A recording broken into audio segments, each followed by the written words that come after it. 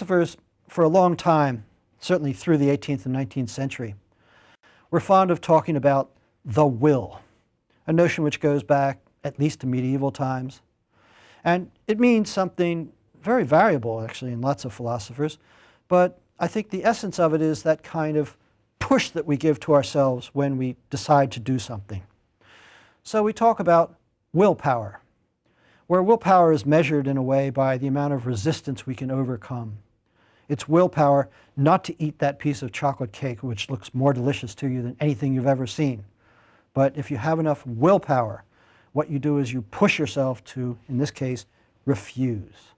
Or the willpower of an athlete in the midst of a competition, to push him or herself to excesses which they've never realized before. That notion of the inner push raises, of course, all sorts of interesting philosophical questions. Mainly, of course, whether it makes sense to talk about such a thing. The most immediate context for Nietzsche's use of the word will, and as we'll see, he uses it quite often, is his mentor Schopenhauer. And I want to talk about Schopenhauer for a minute because of the philosophical influences on Nietzsche, even including the ancient Greeks, I think is the most powerful. Arthur Schopenhauer is best known as perhaps the crankiest pessimist in the history of philosophy. He, teaching in the early part of the 19th century, rather unsuccessfully I should add as a teacher, taught that essentially reality, the world as it is in itself, is really something that we can, contra Kant, experience. It is not a reality behind the appearances, in one sense, that we experience the will in ourselves, and it's will that is reality, will that is the reality in itself. Notice here that I'm using the notion of will in a very odd sense, in one way, because reality, throughout the whole of the Western tradition, as I argued, has this kind of obsession with singularity, with monism. And so when Schopenhauer talks about the will, he's not talking about our individual wills, something that each of us has. He's talking about the will, the reality which underlies all of us and manifests itself simply in each of us. But it is not in any sense our own. Quite the contrary. Whereas other philosophers, notably Kant, had talked about the rational will, the will which is bound by the rules of reason, Schopenhauer makes it very clear that the will has basically its own ideas, that the will is not something which is bound by rationality. It is not, as Hegel would suggest, something with an ultimate purpose, that human history and human life in general, and life in general, in fact is just a manifestation of the irrational will. And this is perhaps most obvious in us, in a way that we can easily understand, in, for example, our sexuality. You don't have to be an adolescent anymore to remember, or perhaps very short memory, how irrational sexual desire can make you. Going against all social prohibitions, going against moral standards, really, in a sense, out of your mind. Well, there's a sense in which, Schopenhauer tells us, this is the will manifesting itself in us. And to think of it as something that we have individually is really to miss the point. Because while we think about sex as an activity which each of us indulges in for ourselves, for our own pleasure, the truth is that sex has a purpose that has nothing to do with our enjoyment or pleasure. The purpose of the will is to continue the species. And the purpose of continuing the species? Well, simply to continue life. The purpose of continuing life? Well, to tell you the truth, there is no purpose. Schopenhauer gives us this really depressing picture of the life of all creatures, including human beings. He takes, for example, one of those mayflies that appears essentially all at once on a day in spring. There's this feverish mating, and all of the bugs drop dead, but first having given birth to a new generation who will repeat the same ritual next year. And the process will repeat itself over and over again. What's it amount to? Nothing. And here we can see the influence of Schopenhauer on, among other people, on Camus and his notion of Sisyphean futility.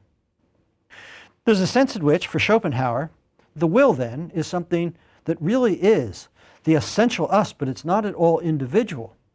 And also it gives rise to his pessimism, because after all, if we are not masters of our own fate, if we are essentially thrown about by these forces within us, then what's the point of life? And Schopenhauer's philosophy is there really isn't one, and the best that a philosopher can do is to try and give us an escape. And Schopenhauer suggests, among other things, Buddhism, and also aesthetic appreciation, as at least temporary ways of getting us out of ourselves, ways of, in a way, rejecting the will and not being the slave of its forces. Now, Nietzsche was very impressed by Schopenhauer when he picked up a book of Schopenhauer's called The World as Will and Representation when he was a student. But he utterly rejected Schopenhauer's pessimism. And furthermore, as we saw in the first lecture, he also rejected the idea of the will as the thing in itself, because, in Nietzsche's words, there is no thing in itself. And of course, once we get rid of the thing in itself, we get rid of the idea of mere appearance too. But this has more dramatic manifestations, because it's the idea of the will, in one sense or another, that makes possible the notion of free will. But Nietzsche, and actually Schopenhauer too, rejects the notion of individual free will. Schopenhauer, because the will is not in any sense each of ours, but something that is much larger than us acting through us. Nietzsche for a much more sophisticated and subtle reason. Namely, that the notion of free will depends on what he would consider an imaginary or an illusory sense of self. If you think, for example, of Kant, who defended such a notion of free will, it's the idea that we must presuppose that for the purposes of morality, for the purposes of action, we must presuppose that we are not bound by any deterministic principles. Even the laws of nature, in an important sense, are suspended in this conception of ourselves.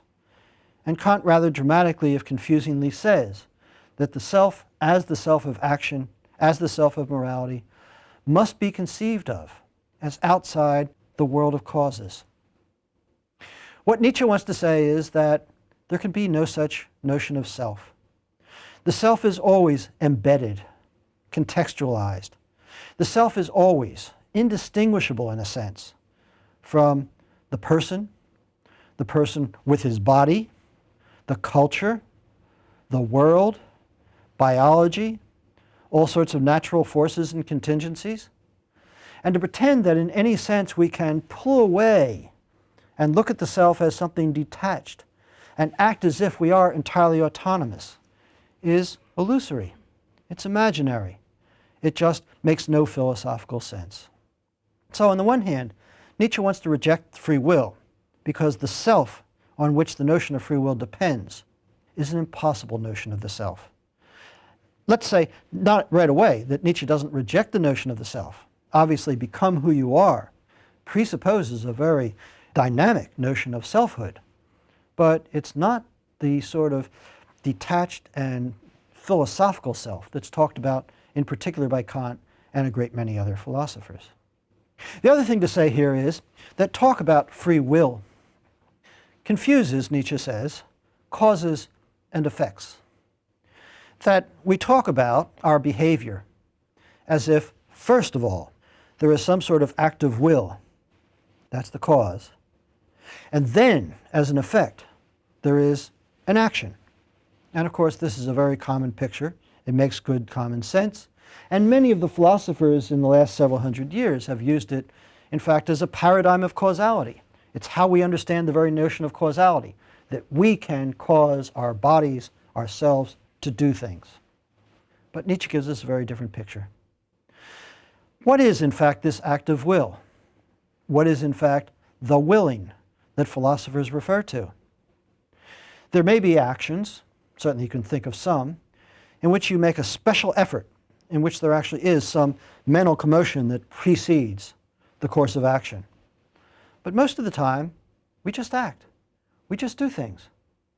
And when we act and we do things, because we have, among our other metaphysical prejudices, this idea that every effect must have a cause, we think that because we act, there must be some preceding cause. And where would that cause be? it must be in the mind. And at this point, we start talking, perhaps rather perplexedly, of unconscious causes, or something very